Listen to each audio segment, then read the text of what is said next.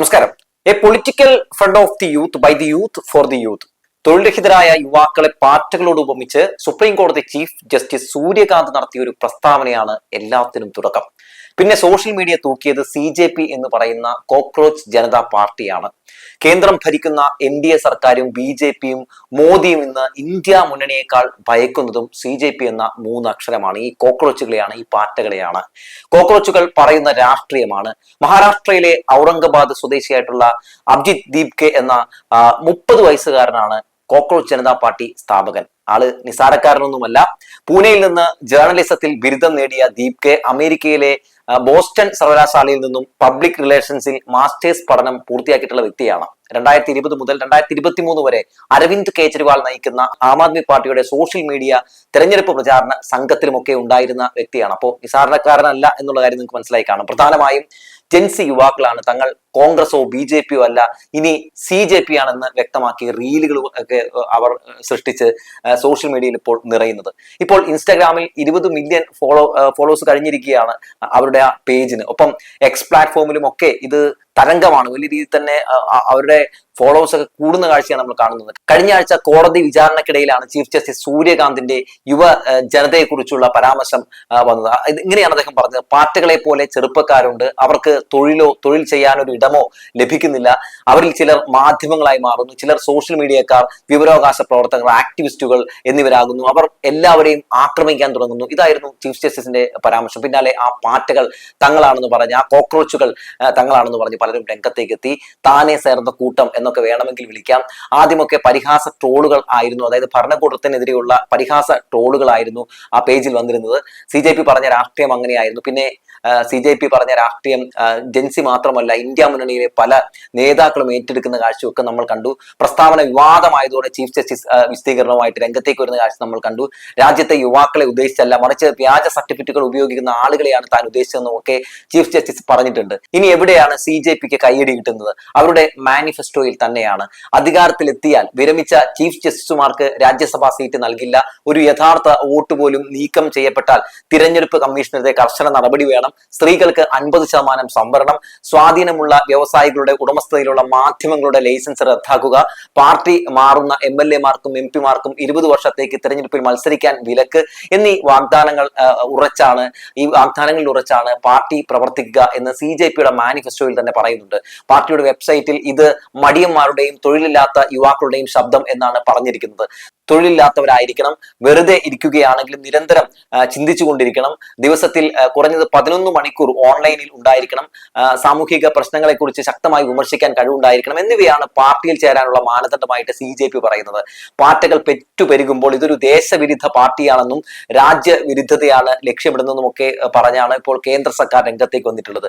ദേശീയ സുരക്ഷയുമായി ബന്ധപ്പെട്ട ആശങ്കകളെ തുടർന്നാണ് ആക്ഷേപഹാസ്യ പാർട്ടിയായ കോക്രോച്ച് ജനതാ പാർട്ടിയുടെ എക്സ് അക്കൗണ്ട് ഇന്ത്യയിൽ നിരോധിച്ചതെന്നാണ് ഈ ഇന്റലിജൻസ് ബ്യൂറോയുടെ ഒരു റിപ്പോർട്ടൊക്കെ പുറത്തു വരുന്നത്. അതായത് കേന്ദ്ര നിർദ്ദേശത്തെ തുടർന്നാണ് എക്സ് അക്കൗണ്ട് നിരോധിച്ചതെന്ന് ഒരു മുതിർന്ന സർക്കാർ ഉദ്യോഗസ്ഥനെ ഉദ്ധരിച്ച് ദേശീയ മാധ്യമമായിട്ടുള്ള ദ ഇന്ത്യൻ എക്സ്പ്രസ് തന്നെ റിപ്പോർട്ട് ചെയ്തിട്ടുണ്ട്. എന്തായാലും IT ആക്ടിലെ വകുപ്പ് 69A പ്രകാരം ഇലക്ട്രോണിക്സ് ആൻഡ് ഇൻഫർമേഷൻ ടെക്നോളജി മന്ത്രാലയമാണ് എക്സിന് നിർദ്ദേശം കൊടുത്തിട്ടുള്ളതെന്നുള്ള കാര്യങ്ങൾ പുറത്തു വരുന്നുണ്ട്. എക്സ് പ്ലാറ്റ്ഫോമിന് പിന്നാലെ ഇൻസ്റ്റാ അക്കൗണ്ട് പൂട്ടിക്കാൻ വേണ്ടി ഇപ്പോൾ കേന്ദ്ര സർക്കാർ ശ്രമം നടത്തുകയാണെന്നുള്ള ഒരു റിപ്പോർട്ട് കൂടി പുറത്തേക്ക് വരികയാണ്. അത്രമേൽ ഭയക്കുന്നുണ്ട് CJPയെ BJP എന്നുള്ളതാണ്. എന്നാൽ അവർ ദേശവിരുദ്ധരാണോ അല്ലയോ എന്നൊക്കെ പരിശോധിച്ചാൽ അവരല്ല എന്നാണ് ഞാൻ പറയുകയുള്ളൂ. കാരണം ഇന്ത്യൻ മഹാരാജ്യത്തെ ഇന്ത്യൻ പൗരന്മാർ തന്നെയാണ് അതിലുള്ളത്. അതിൽ പ്രതികരിക്കുന്ന ആളുകളൊക്കെ ഇന്ത്യക്കാരാണ്. അപ്പൊ സ്വാഭാവികമായിട്ടും അവർ ദേശവിരുദ്ധരാണ്, രാജ്യവിരുദ്ധരാണ് എന്നൊന്നും പറയാൻ കഴിയില്ല. അവരുടെ രാഷ്ട്രീയത്തിന് മുമ്പിൽ പിടിച്ചു നിൽക്കാൻ കഴിയാതാകുമ്പോഴാണ് അവരെ തീവ്രവാദിയാക്കുന്നത്, രാജ്യവിരുദ്ധരാക്കുന്നതൊക്കെ.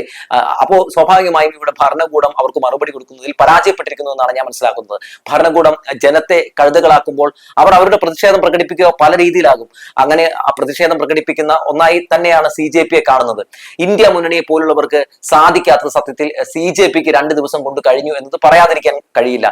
എന്താണെന്ന് വെച്ചിട്ടുണ്ടെങ്കിൽ ഇന്ത്യ മുന്നണിയൊക്കെ ഇത്രയധികം വലിയ രീതിയിൽ ശബ്ദം ഉയർത്തിയിട്ട് പോലും ഇങ്ങനെ നരേന്ദ്രമോദിയെയും NDA സർക്കാരിനെയും ഒക്കെ ഒന്ന് വെള്ളം കുടിപ്പിക്കാനും വിയർപ്പിക്കാനും ഒന്നും കഴിഞ്ഞില്ല. സത്യത്തിൽ രാഹുൽ ഗാന്ധിയൊക്കെ കണ്ടുപഠിക്കേണ്ട CJPയാണ്. അവർ പറയുന്ന രാഷ്ട്രീയം, അവർ ഏത് രീതിയിലാണ് രാഷ്ട്രീയം പറയുന്നത്, എങ്ങനെയാണ് ആ രാഷ്ട്രീയം പറഞ്ഞുകൊണ്ട് നിലവിലെ ഭരണകൂടത്തിനെതിരെയുള്ള വിമർശനങ്ങൾ ഉന്നയിക്കുന്നതെന്നൊക്കെ രാഹുൽ ഗാന്ധിയും ഇന്ത്യ മുന്നണിയും ഇനിയും പഠിക്കേണ്ടിയിരിക്കുന്നു എന്നുള്ളതാണ്. എന്തായാലും ഈ വിഷയത്തിൽ ജോൺ ബ്രിട്ടാസിന് ഒരു പ്രതികരണം വന്നിട്ടുണ്ട്. അദ്ദേഹത്തിന്റെ പ്രതികരണം കൂടി ഞാനൊന്ന് വായിക്കാം. രാജ്യം ഭരിക്കുന്ന സർക്കാരിനെ നയിക്കുന്ന പാർട്ടിയാണ് 56 ഇഞ്ച് നെഞ്ചളവിന്റെ വായ്ത്താരികൾ എപ്പോഴും ചൊല്ലുന്നവരാണ്. പക്ഷേ യഥാർത്ഥത്തിൽ അവരെക്കാൾ ഭയം ബാധിച്ചവർ ഈ ലോകത്ത് ഉണ്ടാവില്ല.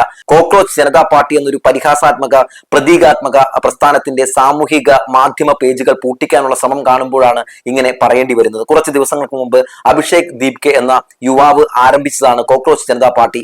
യോഗ്യതയില്ലാത്ത ചില പ്രൊഫഷണലുകളെയും തൊഴിലില്ലാത്ത യുവാക്കളെയും പാർട്ടികളോട് ഉപമിച്ചുകൊണ്ട് ചീഫ് ജസ്റ്റിസ് സൂര്യകാന്ത് നടത്തിയ പരാമർശങ്ങൾക്കെതിരെയുള്ള ഒരു തമാശ രൂപേണയുള്ള പ്രതിഷേധമായാണ് ഇത് ആരംഭിച്ചത്. എന്നാൽ ചുരുങ്ങിയ ദിവസങ്ങൾ കൊണ്ട് തന്നെ യുവാക്കളുടെ പ്രശ്നങ്ങൾ, തൊഴിലില്ലായ്മ, മതേതരത്വം, ഭരണവിരുദ്ധ വികാരങ്ങൾ എന്നിവ വ്യക്തമായി ചൂണ്ടിക്കാട്ടി. യുവാക്കൾക്കിടയിൽ, ജെൻസികൾക്കിടയിൽ ഇത് ഒരു സംവാദമായി അതിവേഗം വളർന്നു. സ്ഥാപനങ്ങളെ നിയന്ത്രണത്തിലാക്കി തെരഞ്ഞെടുപ്പുകൾ വിജയിക്കുന്നുണ്ടാകാം, മാധ്യമങ്ങളെ കൊണ്ട് ദാസ്യവേല ചെയ്യിപ്പിച്ച് എല്ലാം ഭദ്രം എന്ന പ്രതീതി സൃഷ്ടിക്കുന്നുണ്ടാകും. എന്നാൽ രാഷ്ട്ര തലവന്മാർക്ക് മിഠായി കൊടുക്കുന്ന പോലത്തെ ഗിമ്മിക്കുകളല്ല ഇന്ത്യയിലെ യുവാക്കൾക്ക് വേണ്ടത് എന്നവർ പറയാതെ പറഞ്ഞു. പക്ഷേ ഈ സർക്കാർ എന്താണ് ചെയ്തത്? സാമൂഹ്യ മാധ്യമമായ എക്സിലെ കോക്രോച്ച് ജനതാ പാർട്ടിയുടെ അക്കൗണ്ട് സർക്കാർ പൂട്ടിച്ചു. ഇൻസ്റ്റാഗ്രാമിലും ഫേസ്ബുക്കിലും ഇപ്പോഴും അവരുണ്ട്. നിങ്ങൾ ഈ പോസ്റ്റ് വായിക്കുമ്പോഴേക്കും അത് ഉണ്ടാകുമോ എന്നറിയില്ല. തന്റെ അക്കൗണ്ട് ഹാക്ക് ചെയ്യാനുള്ള ശ്രമങ്ങൾ നടക്കുകയാണെന്ന് അഭിഷേക് തന്നെ വെളിപ്പെടുത്തുകയും ചെയ്തിട്ടുണ്ട്. നീണ്ട 12 വർഷത്തെ BJP ഭരണത്തിന് കീഴിൽ നമ്മുടെ രാജ്യം വന്ന് പെട്ടിരിക്കുന്ന ദുരവസ്ഥയുടെ നേർ പ്രതിഫലനമാണ് നമ്മൾ കാണുന്നത്. കോക്രോച്ച് ജനതാ പാർട്ടി എന്തിനാണ് സർക്കാർ ഭയക്കുന്നത്? നിരോധനം കൊണ്ടും നിയമങ്ങൾ വളച്ചൊടിച്ച് സാമൂഹ്യ അക്കൗണ്ടുകൾ പൂട്ടിച്ചും ഈ പ്രസ്ഥാനത്തെ തകർക്കാൻ കഴിയുമെന്നാണോ BJPയും കേന്ദ്ര സർക്കാരും ചിന്തിക്കുന്നത്? ലോകത്തിപ്പോൾ ഏറ്റവും യുവാക്കളുള്ള രാജ്യം ഇന്ത്യയാണ്. പക്ഷേ യുവാക്കൾ നിലവിലെ സർക്കാർ സംവിധാനത്തിൽ എത്രമാത്രം നിരാശരാണ്? ഒരു മാറ്റം അവർ ആഗ്രഹിക്കുന്നു എന്നല്ലേ പാറ്റ വ്യാപനത്തിൽ നിന്ന് നമ്മൾ മനസ്സിലാക്കേണ്ടതാണ് ജോൺ ബ്രിട്ടാസ് ചോദിക്കുന്നത്. തീർച്ചയായിട്ടും ജോൺ ബ്രിട്ടാസ് ഇത് രാജ്യസഭയിലും ഒക്കെ ഉന്നയിക്കാനുള്ള സാധ്യത തള്ളിക്കളയാൻ പറ്റില്ല. കാരണം അദ്ദേഹം ഇത്തരത്തിലുള്ള ശബ്ദങ്ങൾ ഉയർത്തുന്ന ഒരു വ്യക്തിയാണ്. ഇന്ത്യൻ രാഷ്ട്രീയത്തിന്റെ ചരിത്രത്തിൽ കൃത്യമായ രാഷ്ട്രീയ സ്വഭാവം കൈവരിക്കുകയോ വലിയ രാഷ്ട്രീയ ചലനങ്ങൾ ഉണ്ടാക്കുകയോ ചെയ്ത ചില സോഷ്യൽ മീഡിയ ഡിജിറ്റൽ കൂട്ടായ്മകൾ നേരത്തെയൊക്കെ ഉണ്ടായിട്ടുണ്ട്. ആദ്യമായിട്ടൊന്നുമല്ല ഉണ്ടാകുന്നത്. CJP അങ്ങനെ ആദ്യമായിട്ട്, അല്ലെങ്കിൽ CJP പോലൊരു സംഭവം ആദ്യമായിട്ട് വരുന്നതൊന്നുമല്ല.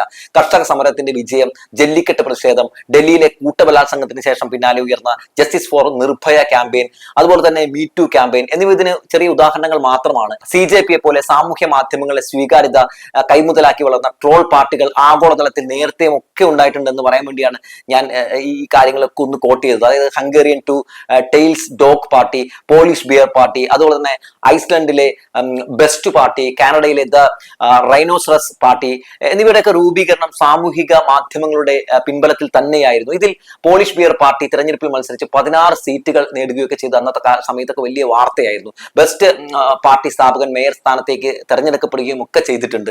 ഡിജിറ്റൽ ലോകത്തെ പ്രതിഷേധങ്ങൾ അതുകൊണ്ട് ലളിതമായി കാണേണ്ടതില്ല എന്നാണ് പറയുന്നത്. കേവലം ലൈക്കിനോ അല്ലെങ്കിൽ ഷെയറിനോ വേണ്ടി മാത്രമല്ല ഇത്തരത്തിലുള്ള CJP പോലുള്ള പാർട്ടികൾ വരുന്നത് എന്നുള്ളതാണ്. അവർ വ്യക്തമായ രാഷ്ട്രീയം പറയും. ഇന്ന് തന്നെ ഞാൻ നോക്കുകയായിരുന്നു അവരുടെ ആ പ്ലാറ്റ്ഫോമിൽ അവർ പറയുന്ന രാഷ്ട്രീയം. അത് സ്വാഭാവികമായും വ്യക്തമായിട്ട് ഈ നാട്ടിലെ യുവാക്കൾക്ക് ഭരണകൂടത്തോടുള്ള ഒരു നിരാശ തന്നെയാണ് അവർ അതിലൂടെ പ്രകടിപ്പിക്കുന്നത്.